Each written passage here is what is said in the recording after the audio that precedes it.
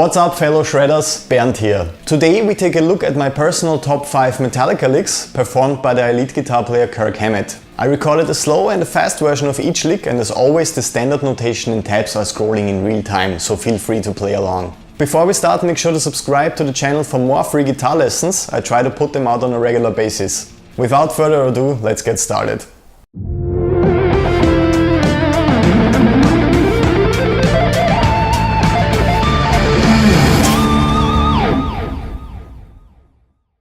Metallica was the band that got me into guitar playing when I was a kid. While Kirk is not a favorite in the shred guitar community, I still really value his work on the first records, especially on Ride the Lightning, Master of Puppets and Injustice for All.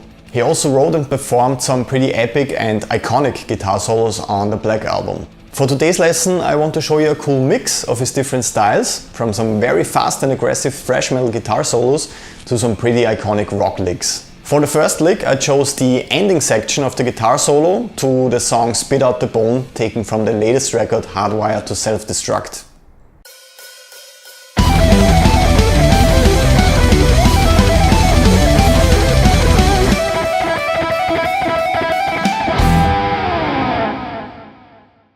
This song is a really cool return to their thrash metal roots from the 80s and arguably the best song they put out in a lot of years. The solo on this track is the only one on the record that doesn't have this improvised sound to it. It feels very well structured and put together. The cool thing here is that Kirk is working with 4 different arpeggios for the first section: E minor, D major, C major and B minor. The rhythm guitar is also playing the root notes and thirds to all of these chords, aside from the muted low E string. When you practice this lick, you want to focus on a clean transition between all of those arpeggios. It's pretty hard and you don't want the listener to hear that. It's very hard here to play the 8th note triplets perfectly in time, since the whole rhythm section is playing 16th notes. You also really want to pay attention to nailing the mix of hammer-ons and picked 16th notes on the open high E string in the second section. Let's hear how the whole thing sounds at a slower tempo.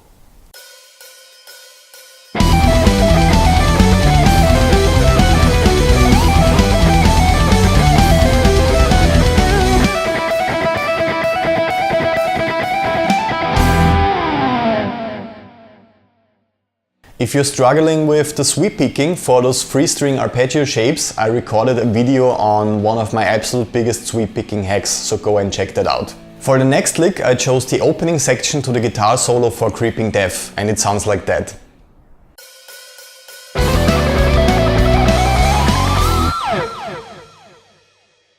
This guitar solo was always very fascinating for me as a kid, and I attempted to play it very early in my guitar playing career and failed miserably. What makes this lick in E minor so hard is the constant switching between the different scale positions. As always, you don't want the listener to hear that you're moving up the fretboard constantly. It should sound like one effortless stream of notes. You definitely want to start by practicing this lick very slow, since it only sounds good at the faster tempos when you can hear each individual note. So let's hear how it sounds at a slower tempo.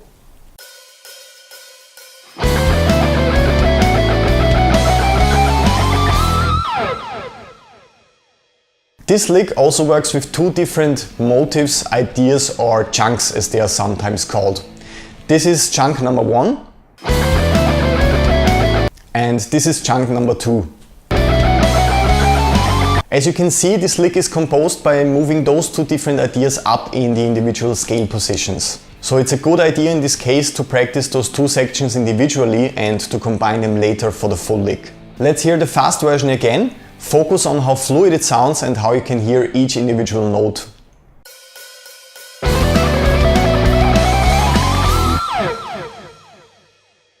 For the next lick I chose a very interesting section from one of my favorite songs. It's called Blackened and it's taken off the record Injustice for All.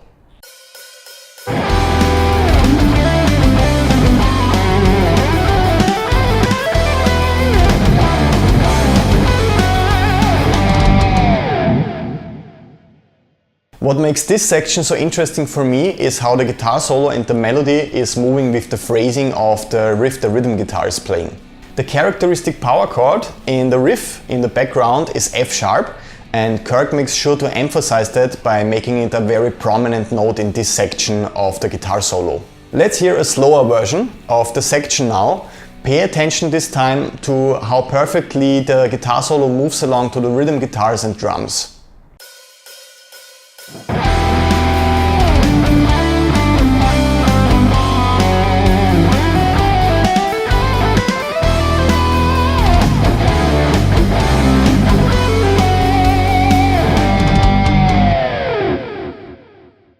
When you practice this lick, you want to focus on your timing. You really have to lock in with the whole rhythm section to get the cool sound from the original take. The next lick or section is one of those big, epic and monumental guitar solos I talked about in the beginning. Let's see if you recognize it.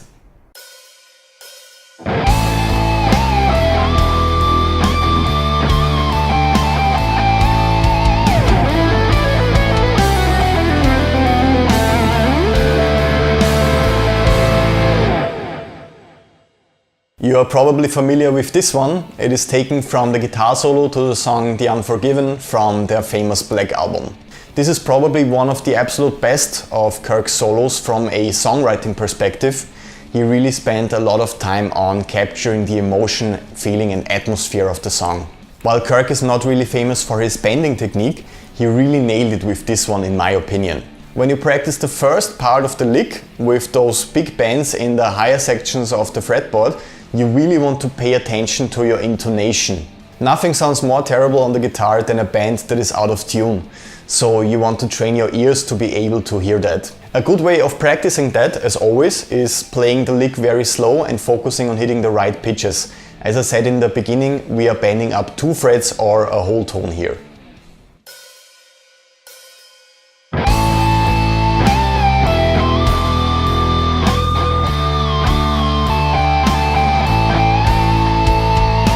Once you are comfortable with the bending section, you can move on to the cool lick in triplets after that. Let's hear how this one sounds slow.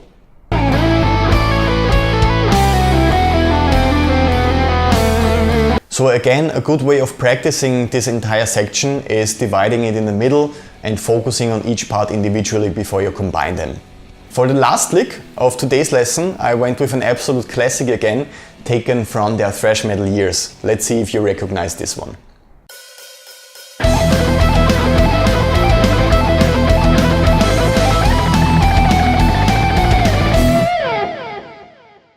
As you probably know already, this is the intro lick for the song Master of Puppets, taken from their absolute classic record Master of Puppets. What makes this lick and the whole guitar solo so cool for me is the odd timing of the riff in the background. Again, we can divide this long lick into 2 different sections. The challenge of the first section of the lick lies within the amount of stretching you have to do. We are stretching from E on the 12th fret on the high E string to A on the 17th fret. When you practice licks like this, you always want to focus on the angle of your left hand. If you're playing with an angle like that one, it will be very hard to stretch that far. If you're using an angle like this, it's much easier. Let's hear the slow version of the first section again, focus on the angle of my left hand.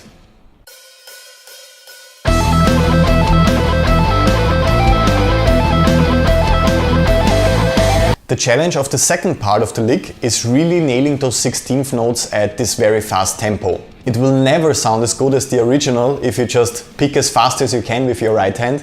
You have to focus on playing the 16th notes perfectly in time. Let's hear the slow and also the fast version of the second part again. Pay attention to how you can hear each individual 16th note and how they all have the same dynamic and volume.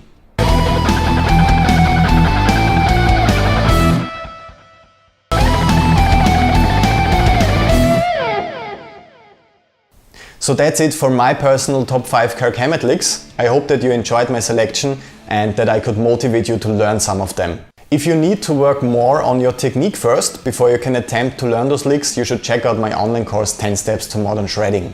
Everything you should know about alternate picking, sweep picking, scales, arpeggios, music theory and so on is in there. If you have any questions about it, you can contact me anytime at contact@bernth.at.